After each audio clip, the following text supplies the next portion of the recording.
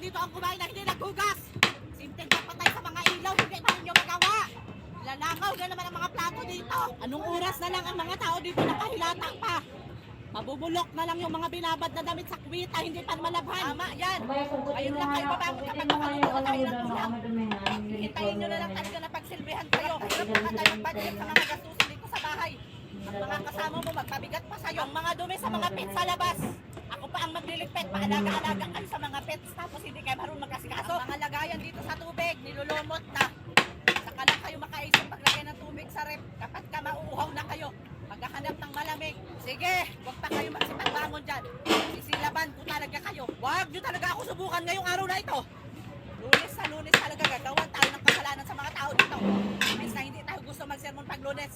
Kay magtuloy-tuloy na naman buong linggo ang sermon natin. Sa bagay, hindi man kayo maapektuhan kapag mag-sermon tayo. Baliwala! Sino na naman dito ang kumain na hindi naghugas?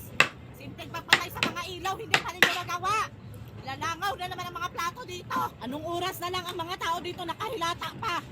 Mabubulok na lang yung mga binabad na damit sa kwita, hindi pa malabhan. Tama yan.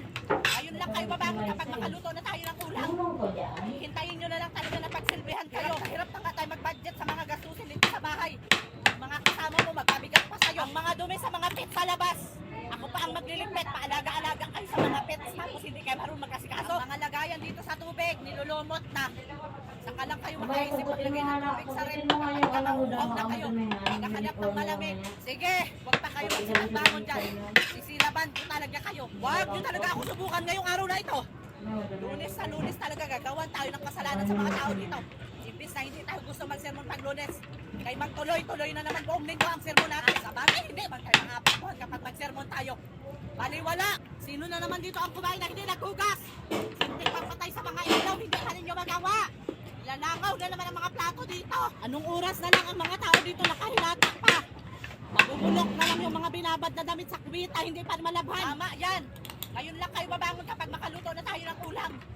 Hintayin nyo na lang talaga na pagsilbihan kayo.